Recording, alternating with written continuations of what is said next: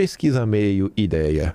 Supremo é a instituição mais associada pelos brasileiros ao escândalo do Master. 35% associam o escândalo ao Supremo.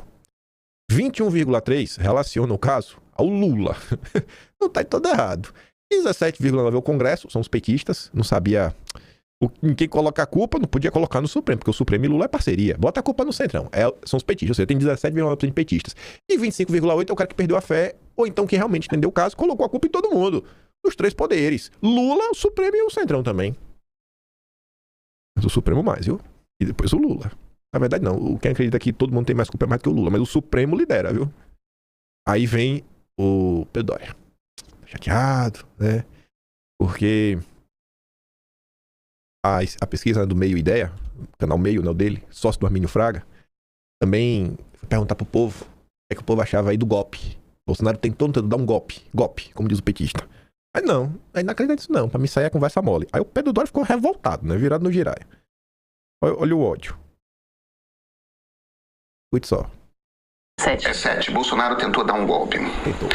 Quando a gente perguntava, a gente não tem na nossa memória da nossa pesquisa essa pergunta. Então a gente não pode fazer uma série histórica. Mas outros institutos de pesquisa fizeram esse tipo de pergunta, ou perguntas similares a essa, enquanto o julgamento do golpe de Estado estava acontecendo. Mudou, gente. Hoje, 54% dos brasileiros acham que Bolsonaro não tentou dar um golpe de Estado. Tá triste. Apenas 39% dos brasileiros acham que sim, ele tentou dar um golpe de Estado. Veja, a gente não está falando de fatos, a gente está falando de percepção da sociedade. Jair Bolsonaro tentou dar um golpe de Estado, tem um relatório de quase 1.000 páginas da Polícia Federal, com um sem número de testemunhas, incluindo os comandantes de Exército e Aeronáutica, incluindo documentos... A delação mentirosa do Cid também não conta. Impressos dentro do Palácio do Planalto, com registro de impressora, com um zap de um sem número de militares e políticos. Quer dizer, houve a tentativa, houve todo o planejamento. Ele só não conseguiu convencer o Exército a entrar no jogo, o comando do Exército. Mas, fora isso, tentou. Só que isso não importa, entendeu? Porque são 1.000 páginas de um relatório. As pessoas não leram esses 1.000 páginas. A percepção popular, para mais de metade dos brasileiros, para quase 55% dos brasileiros, 54% para ser preciso, é de que Jair Bolsonaro não tentou dar um golpe de Estado.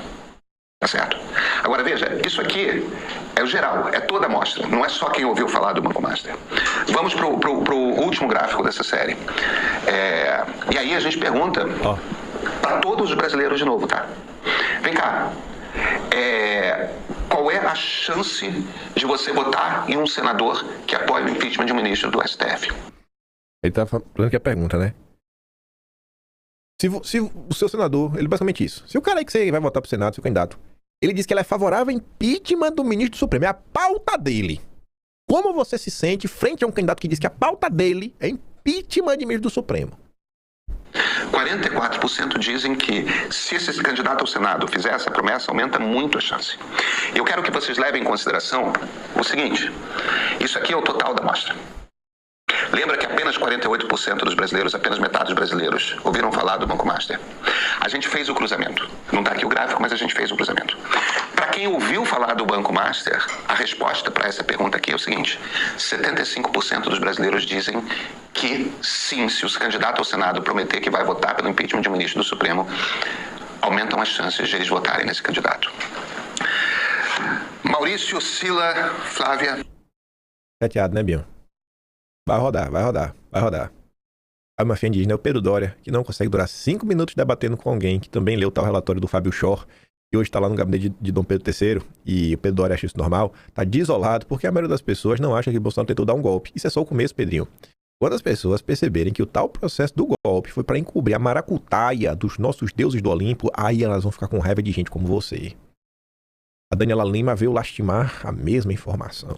Coitadinha. Aí, né? Blogueira ligada ao PT parece assombrada com algo simples. A população começou a questionar a narrativa construída para justificar a perseguição política contra Jair Bolsonaro. Escreve ali o Diego. A turma está querendo na real. Eu acho que você está ofendendo o PT, viu, Diego? Porque ela não é ligada ao PT, ela é porta-voz do Supremo. Tá, na verdade é o PT que vai achar ruim, né? O PT vai gostar, né? Você tá valorizando o pastela. Ser porta-voz do Supremo é um cargo acima do que ser blogueira do PT, né? Você tá rebaixando Daniela Lima. Essa ofensa é ruim, mas tudo bem. pela primeira vez, uma mensuração do estrago causado pelo caso Master na imagem do Supremo Tribunal Federal. Para vocês terem uma ideia, hoje, segundo a pesquisa do Instituto IDEA, o pesquiseiro é o Maurício Moura, é um cara muito respeitado dentro do mercado, mostra que a maioria dos entrevistados, 54%, se não me falha a memória, já entendem que não houve uma tentativa de golpe no Brasil no dia 8 de janeiro de 2023. O que isso nos indica? Que vai refluindo o número de brasileiros que vem como justo, por exemplo, o julgamento e a condenação de Jair Messias Bolsonaro. Tem um outro dado que é muito importante: a maioria dos entrevistados, divididos ali em 3 fatias, entre os que dizem que mudariam sim de voto por conta deste assunto, os que estão indiferentes e os que não deixariam de votar ou apoiar um candidato, não se influenciariam por isso. Nessas 3 fatias, a maioria diz que sim, o impeachment de um integrante do Supremo Federal me faria eleger um candidato nas eleições de outubro. Que maravilhoso. Aí a Daniela Lima também escreve: pesquisa: Master compromete o Supremo e faz seu impeachment palanca eleitoral. Hoje, segundo a pesquisa, mais da metade dos brasileiros não acredita que a depredação, feita de golpe.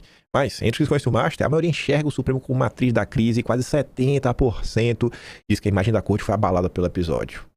Além da pesquisa meio ideia, Datafolha: desconfiança sobre o Supremo Judiciário atinge recorde. Calma que também teve a pesquisa da Quest ontem, viu? Mas da Quest não tá falando do Master até então.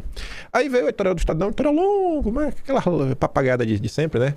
O Supremo precisa se ajudar. Hoje foi aquele cara mais moderado que escreveu, não foi o bolsonarista. Aí fala assim, né? É que são os 2 últimos parágrafos. O debate sobre o eventual impeachment de ministros, outrora um tabu, já ganhou as ruas.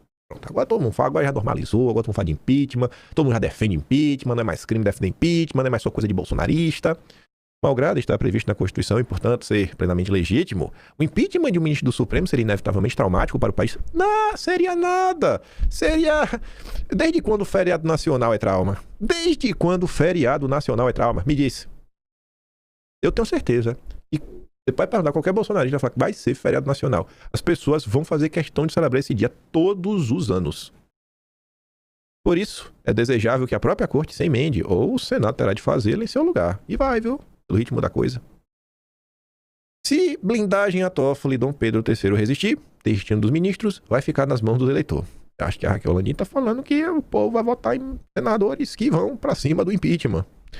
Circula nos meios jurídicos e também políticos a avaliação que ainda há muito material a ser investigado e divulgado sobre as relações entre os ministros Toffoli e Dom Pedro III, e não só deles, mas de outras figuras importantes da República como Paquito.